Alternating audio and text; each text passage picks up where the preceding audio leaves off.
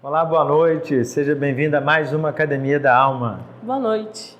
Temos aqui a Dona Cíntia, Tia Cíntia, Missionária Cíntia. Ela tem muitos títulos, ela é uma pessoa humilde, ela não gosta que fale. Ela tem potencial, gente, é que ela não escuta o pastor, o amigo. Falo pra ela. Muito bem, mas isso é papo para outra hora, né, Tia Cíntia? Com certeza. Muito bem. Eu falo isso para distrair, que ela está nervosa. Nós vamos hoje ao terceiro episódio da disciplina da orientação. É o penúltimo episódio, ok? Nós já abordamos a nossa responsabilidade nesse papel de busca de orientação de Deus, ou seja, eu não posso delegar para um terceiro, para um pastor, para um missionário, uma mulher de oração, um homem de oração. Eu tenho que me colocar, é perigoso eu me colocar nesse papel de terceirizar essa minha relação com Deus, não dá para terceirizar, certo? Certo. Falamos também com a conversa com a Aline sobre essa orientação pessoal, falamos do servo de Abraão, que não conhecia a Deus, mas precisava arrumar uma esposa para o Isaac, e aí pediu para Deus assim, o detalhe, né? Uma moça que dê água para mim, para o camelo, e que seja parente, e Deus respondeu, pá, certinho. Então a gente consegue. Hoje a gente vai falar sobre uma orientação coletiva.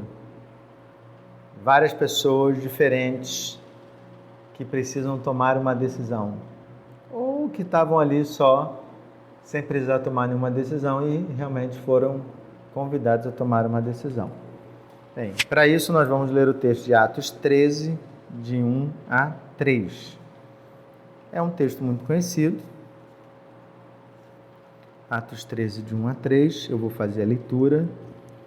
Vou pedir que você acompanhe. Mas antes da leitura eu vou orar, né? Deus bendito, obrigado por mais essa oportunidade. Nos conduz agora na leitura, para que esta leitura fale profundamente ao nosso coração, que ela fique gravada no mais íntimo do nosso ser, que produza mudança e que nos ajude para que a gente, sobretudo, faça a Tua vontade, né? Pedimos por discernimento para mim, para a Cíntia e para todos aqueles que vão ouvir desta Academia da Alma. Em nome de Jesus. Amém. Amém. Diz assim o texto de Atos 13, de 1 a 3. Havia na igreja de Antioquia profetas e mestres: Barnabé, Simeão, por sobrenome Níger, Lúcio de Cirene, Manaém, Colasso de Herodes, o tetrarca, e Saulo. E servindo eles ao Senhor e jejuando, disse o Espírito Santo: Separai-me agora Barnabé e Saulo para a obra a que os tenho chamado. Então, jejuando e orando, e impondo sobre eles as mãos, os despediram. Bem, o texto fala uma série de nomes, né? E eu creio que há uma importância nessa relação de nomes. O que você pode nos dizer sobre eles, Cíntia? Eu acho que a primeira relação que a gente tem que ter é o fato de que dentro desse contexto são pessoas extremamente diferentes, assim como nós. Temos na igreja pessoas de cultura familiar diferente, cultura temporal diferente, né? A gente tem pessoas muito idosas com pessoas que são adolescentes, crianças. E nesse contexto a gente vê aí um homem que era de uma família rica e que largou tudo para poder servir o Evangelho. Temos um homem que foi Você está falando aqui do Colasso de Herodes? Quem que você está falando que é o rico aqui? Barnabé? Barnabé. Que literalmente ele doou tudo, né? Para poder abençoar a igreja. A gente vê como missionário. Sim. Temos aí Saulo, que era criado para ser um mestre e que foi um perseguidor da igreja. Vemos um homem que... Temos a descrição racial aqui, né? Simeão Níger. É Níger. Níger. Você sabe o que é Níger? Significa negro, né? Que aí, possivelmente, eles fazem uma referência a ele ser da África, né? E aí, automaticamente, é uma cultura diferente, é de um país diferente, e aí também nós Ele era um vemos... homem diferente nesse contexto oriental, né? Sim, um homem diferente em diversos termos, né? Ele é racialmente diferente dos outros, porque vem de uma região diferente, e por aí vai. Com certeza cresceu dentro de uma cultura religiosa completamente diferente, mas que foi alcançado pelo Evangelho. E aí nós temos também... qual é o nome dele? Esqueci. Manaém. Que ele cresceu entre, vamos bem dizer, os políticos da época, né? Ele cresceu com uma cultura também que é completamente diferente dos outros.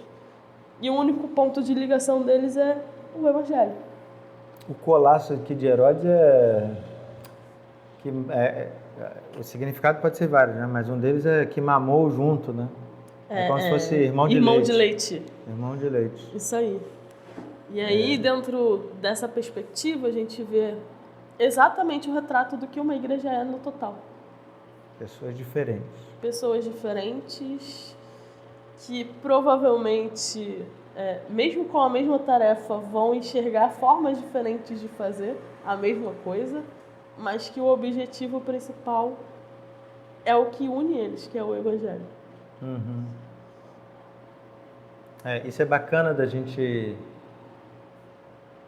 dizer e perceber, né? Porque às vezes a gente fala tanto da diferença da igreja e tal, e a gente não percebe que textos como esse, eles são preciosos nesse sentido, né? De dizer assim, caramba, ó, aqui tem Barnabé, Simeão, Lúcio, de Cirene, Manaém e Saulo, 5 camaradas. Mas cada um está num polo, né, da vida, com questões completamente diferentes. E eles estão aqui com o mesmo propósito, que é servir enquanto igreja. Então, qual é o desafio? Se cada um puxa para um lado, ninguém chega a lugar nenhum. Mas eles estão aqui juntos, mostrando que igreja é isso, né? Essa diversidade, mas onde as nossas diferenças, elas caem por terra, porque o que nos une é muito maior. Uma vez eu estava numa reunião, comendo hambúrguer com jovens, né? E aí a gente viu na mesa, né? Realmente a gente era muito diferente no início aqui. Quando eu cheguei, cada um pensava de uma forma bem diferente. E aí o único papo da conversa era sobre, literalmente, teologia. Eles não conseguiam achar qualquer ponto comum a não ser teologia e ficavam o tempo todo discutindo teologia o tempo inteiro. Mas quando você vê isso, você vê a característica do Evangelho em si. Que mesmo que nós não tenhamos gostos em comum ou uma rotina em comum, o Evangelho é capaz de nos unir e se tornar o assunto em comum. O que nos une, o que nos liga. E por aí vai. E aqui no texto tem uma questão ligada a isso, né? Eles estavam servindo ao Senhor e jejuando.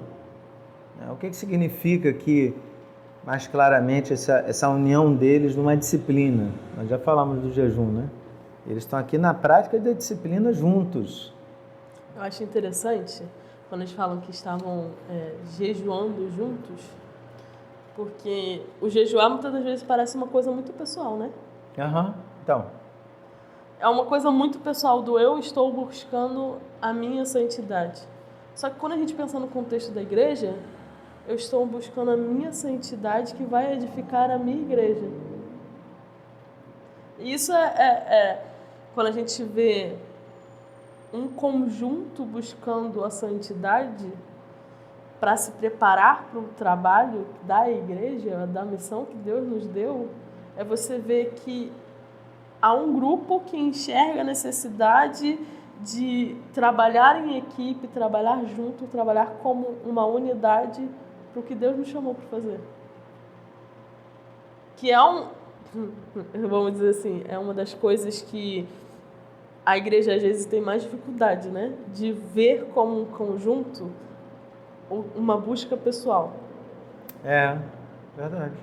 Porque sim, a santificação é uma busca pessoal, mas é uma busca pessoal que vai trazer benefício para o todo. E se o outro não está fraco, não está fazendo, eu devo auxiliar o outro a fazer. Não apontar, mas auxiliar ele a buscar isso. E não é no sentido do você não está sendo santo, você vai me prejudicar, vai prejudicar a minha imagem. Não é.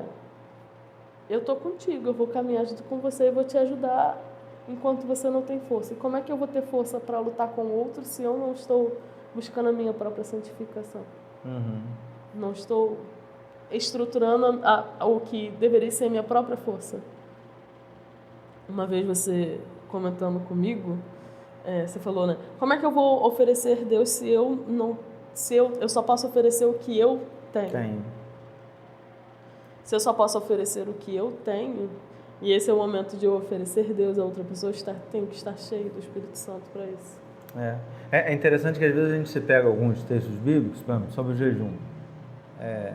Para ninguém saber que eu estou em jejum, então eu tenho que lavar o rosto e tal. E aqui é o jejum declarado, né? Está todo mundo em jejum. E é interessante que parece que é um jejum combinado mesmo, de nós estamos aqui juntos e por que não fazemos um jejum juntos? Às vezes a gente perde essas oportunidades, né, de experimentar essa disciplina de forma coletiva e perceber que Deus pode, nesse momento que estamos juntos, nos dar uma direção. Então a gente às vezes se pega algumas coisas de, não, ninguém sabe que eu estou em jejum, mas às vezes a gente também não se pega a outras que a mesma palavra diz que eles estavam jejuando. Então seria tão bacana se, por exemplo, 3, 4, 5 jovens se reunissem e dissessem assim, caramba, vamos jejuar? Né?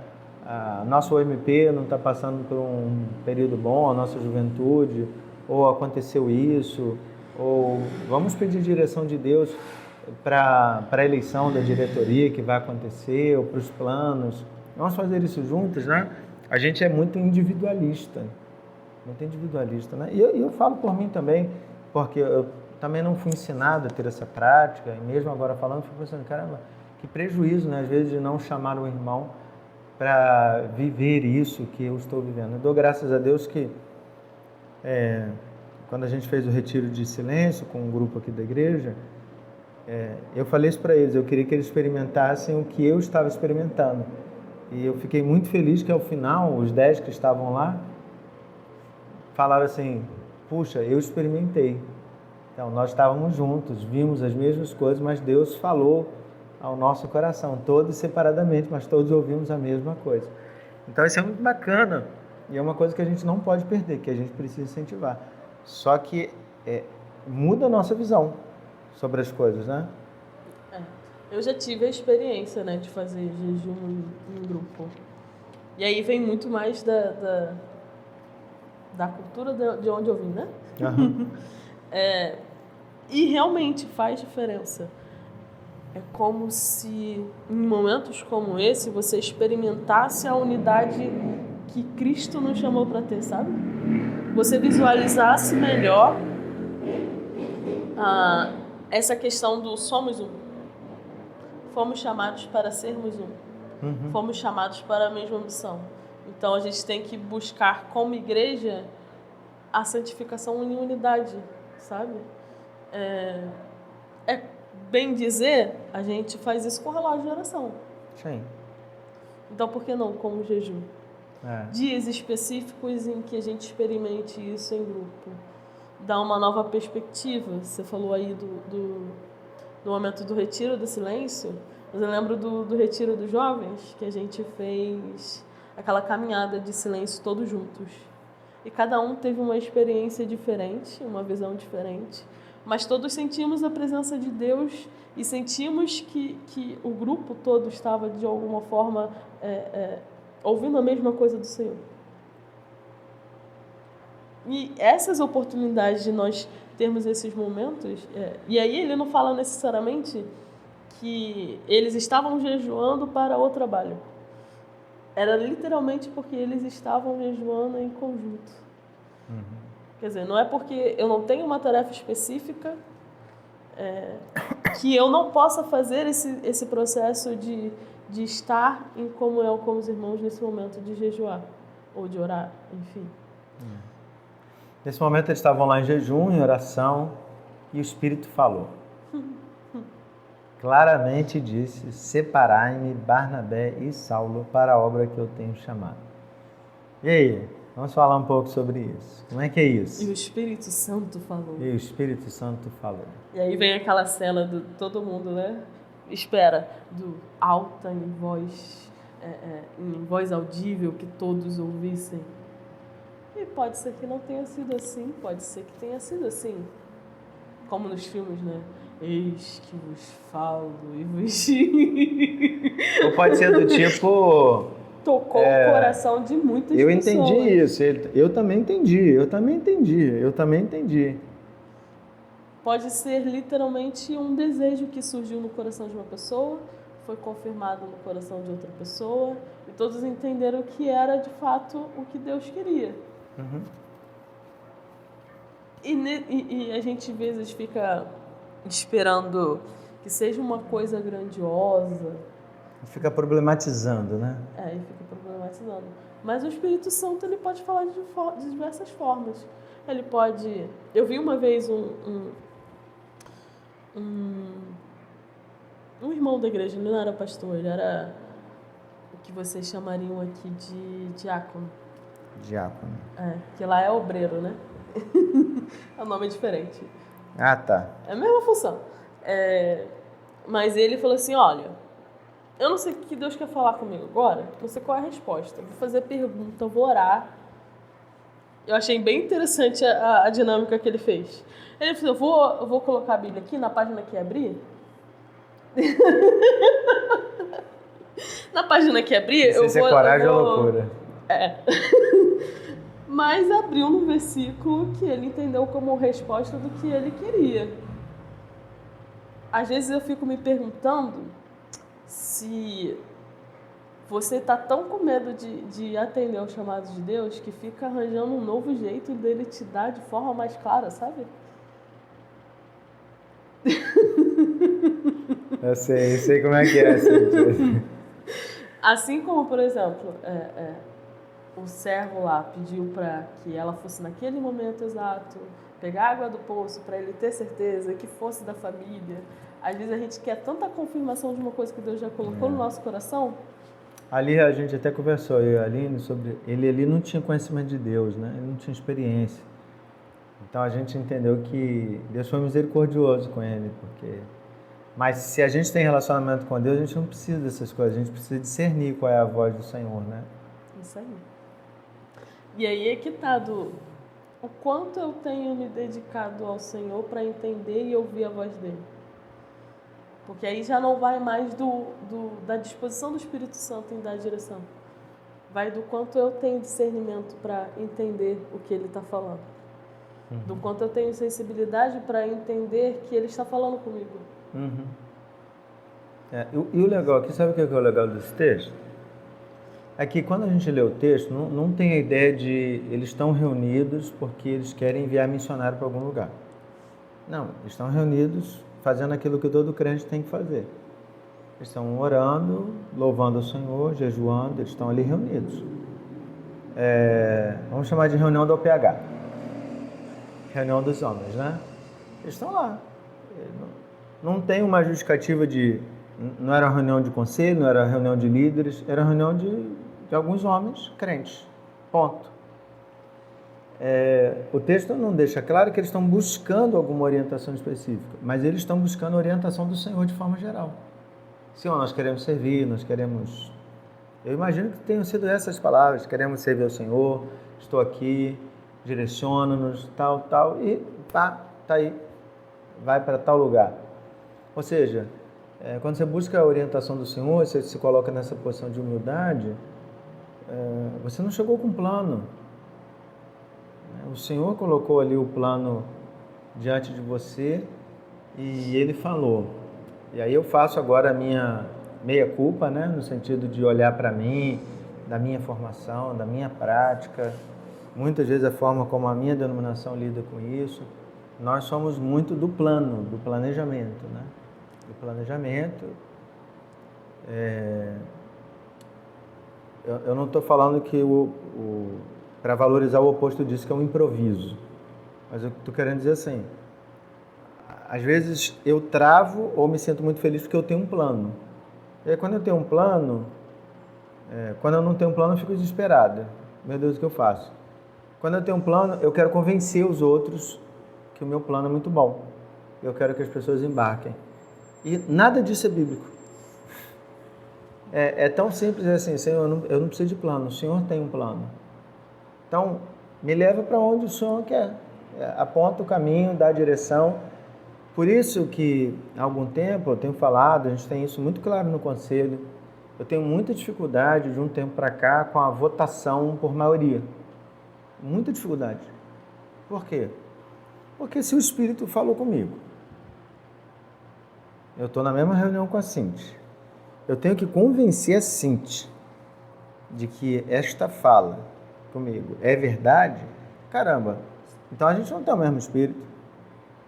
Ou esse Espírito é muito louco, né? Porque ele está em mim e fala uma coisa, ele está em você e fala outra. Você está convencida de que não é, aí nós acabamos felizes porque a votação foi 2-1, passou, legal, consegui. E eu tenho falado do seu conselho, eu sou contra. Ou a gente vota por unanimidade ou a gente vai embora e vai orar, né? Porque é simples. Deveria ser simples. Não, mas é simples. É simples de entender. Se o Espírito está em nós, quem nos orienta é Ele.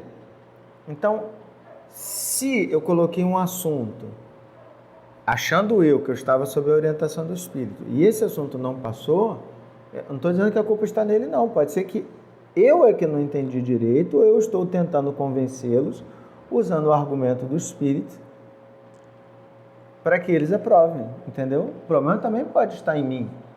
Eu posso estar fazendo uma manipulação mesmo, de forma... Para fazer o que você quer e não o que o Espírito Santo te indicou a fazer. De forma inconsciente ou de forma consciente. Então é uma coisa bem bacana da gente olhar e dizer assim, caramba, tá lá. O Espírito Santo disse, pareceu-me bem, né? Separai-me Barnabé e Saulo. Caramba, ele disse. Tá ok.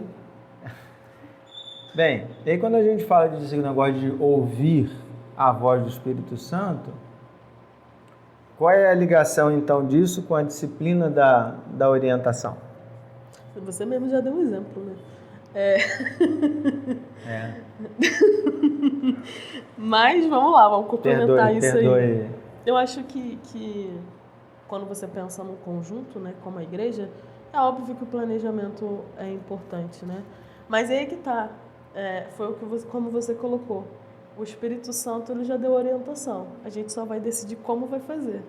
A ordem já foi dada. Assim, o planejamento entra no melhor forma de fazer aquilo que Deus já mandou fazer. Nós não somos marionetes, né? Assim, exato. Se a gente vai de trem, vai de ônibus... Não importa, ele mandou você chegar em Santa Cruz.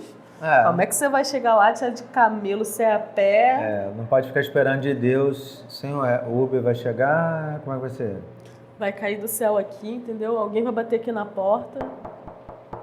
Tô te levando para lá porque Deus mandou eu parar aqui e te levar. Pode ser que isso aconteça. Pode ser que isso aconteça. Mas na maioria das vezes, Deus fala da gente o que Ele quer e a gente tem que se impulsionar a fazer. É isso que Ele quer, de fato. Pelo menos no meu entendimento, e aí eu posso...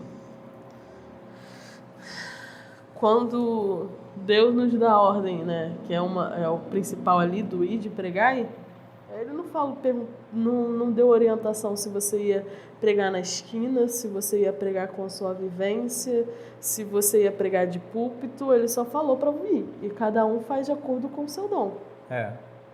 Então, o planejamento ele serve para direcionar como cada um vai fazer. Mas a ordem foi dada. E isso entra na minha economia, né? Na minha decisão diária, o que eu vou fazer. Esse id, embora muitos pregadores falem como imperativo, na verdade no grego ele está no tempo auristo. Que significa? Então, vou explicar. O que é o tempo auristo? Ele não é nem passado, nem presente, nem futuro. Ele é um tempo indefinido, que começou lá atrás e perpetua, sem fim. Então, se eu fosse traduzir isso para o português, eu colocaria no gerúndio, indo. O que Jesus está dizendo ali é assim, por onde você for, prega o Evangelho. Viva o Evangelho. Por isso que é a ideia mesmo de, é no meu trabalho, na minha casa, na minha faculdade, na atividade que eu faço, é indo. Enquanto eu vou, eu faço as minhas coisas, mas também prego o Evangelho. Então, são coisas que caminham comigo lado a lado. E é interessante a gente pensar nisso como uma ordem do Espírito Santo e pensar na minha responsabilidade, porque talvez eu queira tudo pronto, né? Os detalhes, e Deus coloca sobre nós. Eu aprendi uma expressão tão bacana, e quando eu aprendo uma coisa bacana eu compartilho com todo mundo. O princípio da eleição, ele é soberano, né? Então Deus tomou uma decisão, Ele nos escolhe e isso é soberano.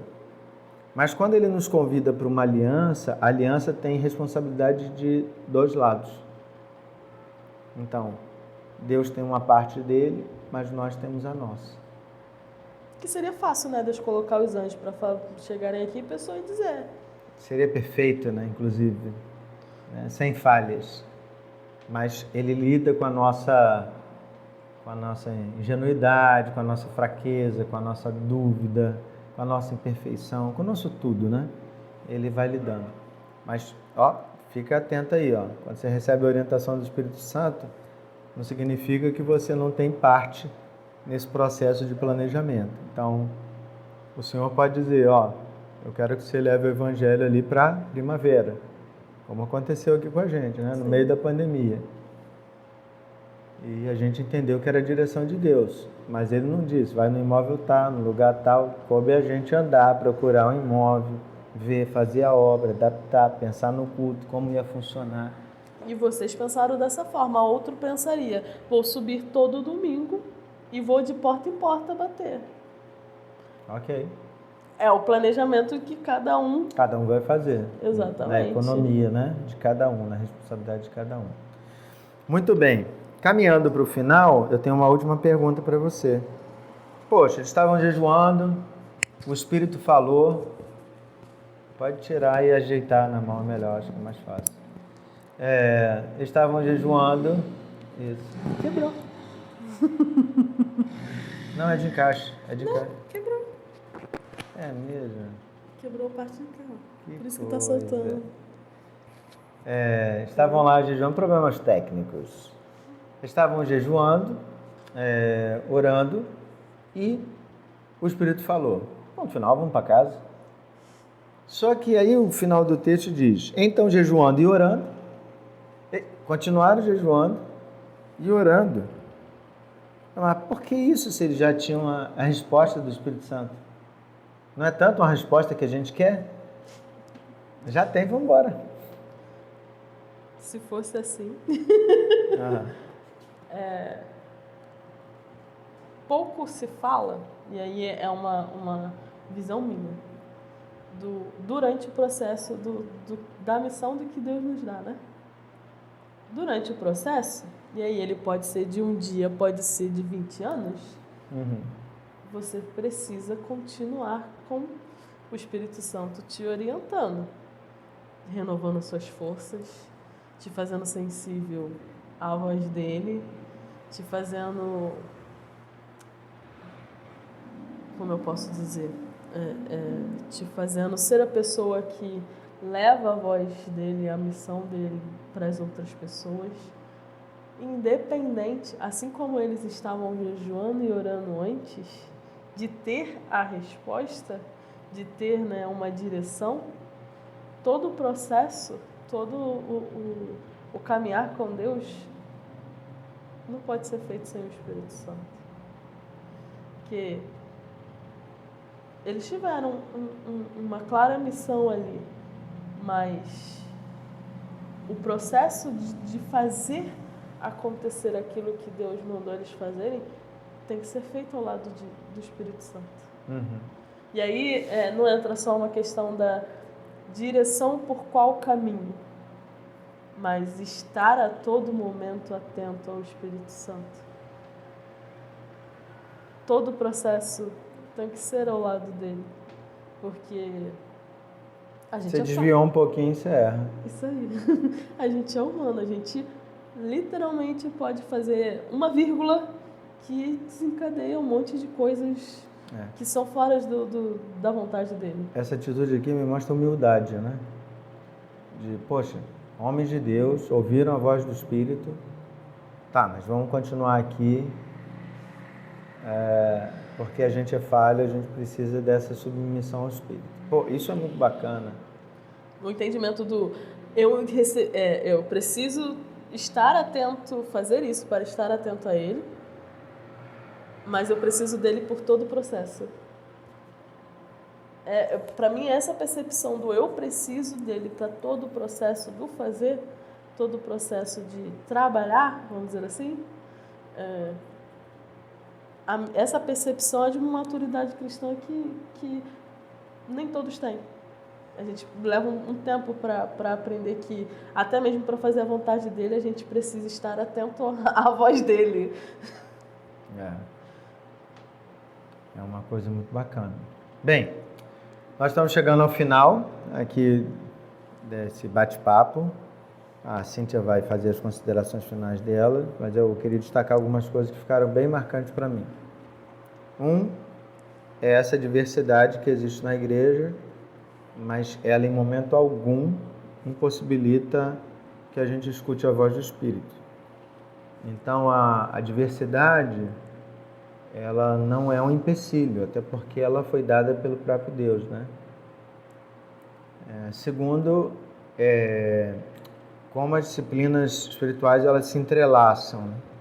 Estavam orando, jejuando, adorando, e Deus orientou. E de forma coletiva. Eles são submissos a essa vontade do Senhor. Então, a Igreja de Cristo precisa lutar por essa orientação única, né? A gente não precisa de muitos planos, a gente não precisa de grandes pensadores, de planejamento estratégico.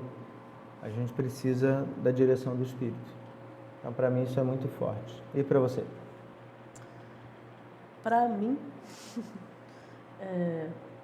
aí o que mais chamou a atenção é justamente o fato de que nós precisamos, antes de tudo, estar atento ao Espírito Santo. Quando nós pensamos em conjunto, e aí a sua dificuldade surge do por que todo mundo não ouviu? Eu não necessariamente vou ouvir de Deus a primeira ordem, mas se eu estou atenta ao Espírito Santo falando, quando você indicar o que o Espírito Santo te disse, eu vou confirmar em meu coração, ele vai confirmar em meu coração, porque eu estou sensível à vontade dele. Assim, me fazer perceber a vontade do Espírito Santo em todos os momentos, seja no meu particular ou na unidade da igreja, é extremamente importante. Eu estar sensível ao que Deus está falando. Eu estar o tempo todo buscando ouvir o que Deus está falando. Às vezes quando a gente está com o ouvido um pouquinho, né? E quando nós tratamos do conjunto da igreja, foi exatamente o que você falou. Não tem como eu ouvir e o outro não ouvir, se é o mesmo Deus. E se eu estou diante da presença de Deus e eu estou ouvindo a voz do Senhor, o que Ele falar com você, Ele tem que confirmar comigo. E eu preciso estar atento ao que Deus está falando. Enfim. Muito bem. Então, vamos orar? Você ora para nós? Uhum. Pai, muito obrigada, Senhor, por esse momento em que nós podemos falar mais de Ti, aprender mais de Ti, Senhor. Que seja, Senhor, mais uma oportunidade em que nós venhamos a aprender a como ouvir a Tua voz, estar atentos ao Teu falar, à Tua vontade. Que mais do que nós estejamos cuidando da nossa comunhão pessoal contigo, nós estejamos de fato vivendo a unidade que o Senhor nos chamou para viver como igreja, Pai. Que nós todos venhamos a realmente estar dispostos, Senhor, a fazer a Tua vontade e vivermos, Senhor, como igreja, viver a Tua missão, viver o Teu chamado de comunidade, de viver buscando abençoar a vida um dos outros e buscando em conjunto abençoar as vidas que estão distantes de Ti, Senhor. Que essa intenção, esse desejo de sermos cada vez mais próximos e estarmos em uma só voz clamando ao Teu nome, estarmos em uma só intenção fazendo a Tua vontade, venha crescer no coração de cada um de nós, Pai, e que nós venhamos de fato sermos um em Ti, Senhor. É o que eu lhe peço, ó Pai, em nome de Jesus. Amém. Amém. Muito bem. Assim terminamos mais uma Academia da Alma. Deus te abençoe. Até a próxima. Até a próxima.